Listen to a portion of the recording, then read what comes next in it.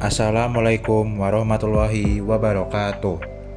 Perkenalkan, nama saya Raihan Randi Dava Putra Ariwibowo dengan NIM 25080101400. Kali ini saya akan mempresentasikan tentang pentingnya partisipasi masyarakat sebagai pilar utama dalam pencegahan tindak pidana korupsi.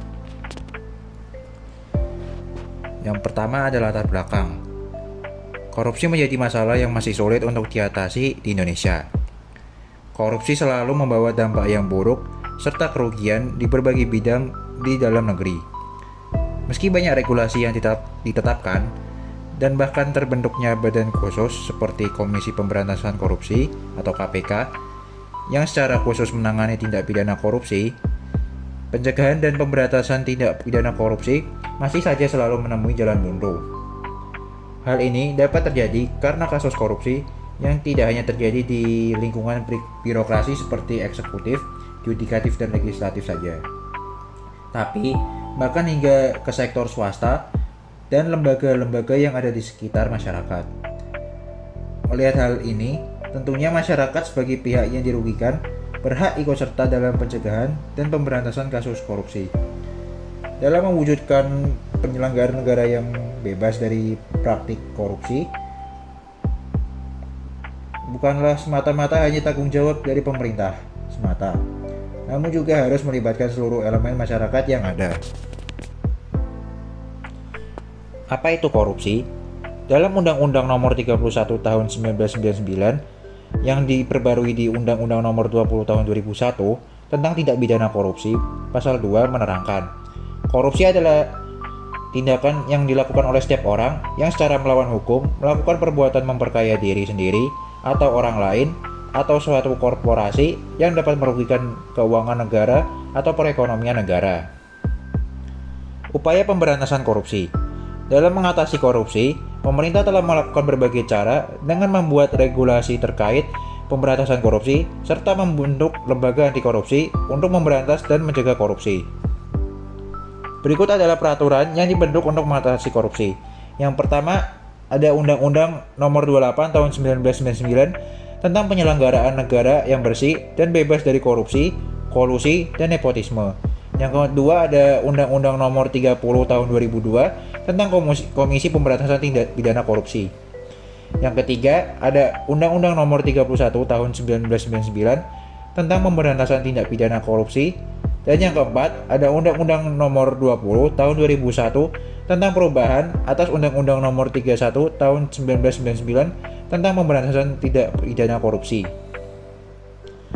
Selanjutnya ada lembaga-lembaga yang pernah dibentuk untuk memberantas korupsi. Lembaga-lembaga yang pernah ada untuk memberantas korupsi adalah: yang pertama ada Badan Pengawas Kegiatan Aparatur Negara atau Bapekan. Yang kedua ada Panitia Retolling Aparatur Negara atau PARAN. Yang ketiga ada Operasi Budi. Yang keempat Komando Tertinggi Retolling Aparatur Revolusi atau Kotrar. Yang kelima ada Tim Pemberantas Korupsi. Yang keenam Komisi 4. Yang ketujuh Komisi Anti Korupsi atau KAK. Yang delapan ada OPS TIP. 9 Tim Pemberantas Korupsi. Ke-10 ada Tim Gabungan Pemberantasan Tindak Pidana Korupsi atau TGPTPK. Dan yang terakhir Komisi Pemberantasan Tindak Pidana Korupsi atau KPK.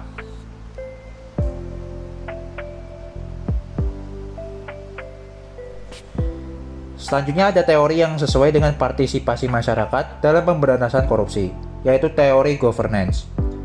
Menurut UNDP atau United Nations Development Program, good governance adalah sebuah konsep penyelenggaraan pemerintahan yang mengedepankan prinsip transparansi, akuntabilitas, partisipasi, supremasi hukum, efektivitas, efisien, dan responsivitas dalam mengolah urusan publik yang melibatkan pemerintah, swasta, dan masyarakat dengan tujuan menciptakan lingkungan yang bersih, bertanggung jawab, dan terbebas dari korupsi.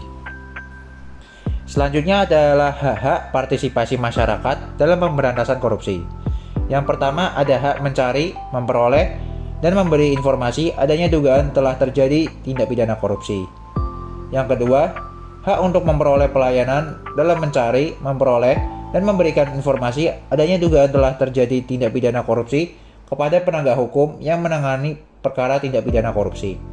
Yang ketiga, hak menyampaikan saran dan pendapat secara bertanggung jawab kepada penegak hukum yang menangani perkara tindak pidana korupsi. Yang keempat, hak untuk memperoleh jawaban atas pertanyaan tentang laporannya yang diberikan kepada penegak hukum dalam waktu paling lama 30 hari. Dan yang terakhir adalah hak untuk memperoleh perlindungan hukum. Faktor-faktor yang mendukung partisipasi publik. Yang pertama adalah pemberian penghargaan bagi masyarakat yang berpartisipasi dalam pemberantasan korupsi. Yang kedua, memberi perlindungan bagi para pelapor tindak korupsi. Dan yang ketiga, peningkatan sistem layanan informasi untuk pengaduan. Serta yang terakhir, edukasi dan kampanye anti korupsi di masyarakat. Dalam berpartisipasi untuk memberantas korupsi, masyarakat masih sering mengalami hambatan seperti ketakutan untuk melapor. Hal ini dapat terjadi karena rumusan pasal yang kurang spesifik, proses peradilan yang panjang dan berbelit, serta adanya kemungkinan manipulasi hukum. Selain itu, dalam pemberantasan korupsi sendiri masih sering mengalami hambatan. Setiadi 2018 mengatakan bahwa ada beberapa klasifikasi hambatan dalam pemberantasan korupsi, yaitu yang pertama, hambatan struktural, yaitu hambatan yang bersumber dari praktik-praktik penyelenggaraan negara dan pemerintahan yang membuat penanganan tindak pidana korupsi tidak berjalan sebagaimana mestinya. Yang kedua, hambatan kultural, yaitu hambatan yang bersumber dari kebiasaan negatif yang berkembang di masyarakat. Yang ketiga, hambatan instrumental, yaitu hambatan yang bersumber dari kurangnya instrumen pendukung dalam bentuk peraturan perundang-undangan yang membuat penanganan tindak pidana korupsi tidak berjalan sebagaimana mestinya. Dan yang terakhir, hambatan manajemen, yaitu hambatan yang bersumber dari diabaikannya atau tidak diterapkannya prinsip-prinsip manajemen yang baik, dalam kurung komitmen yang tinggi dilaksanakan secara adil, transparan, dan akuntabel, yang membuat penanganan tindak pidana korupsi tidak berjalan sebagaimana mestinya. Kesimpulan, korupsi masih menjadi ancaman serius bagi bangsa Indonesia. Dalam upaya untuk mengatasi korupsi, pemerintah telah melakukan berbagai cara untuk memberantasnya, namun belum membuahkan hasil. Disinilah partisipasi publik diperlukan untuk menjadi pengawas dalam penyelenggaraan negara dan menjadi pilar utama untuk memberantas korupsi. Dengan adanya sinergitas antara pemerintah dan masyarakat, niscaya kita akan berhasil memberantas korupsi dari Indonesia. Sekian dari saya, terima kasih. Mohon maaf jika ada salah kata. Wassalamualaikum warahmatullahi wabarakatuh.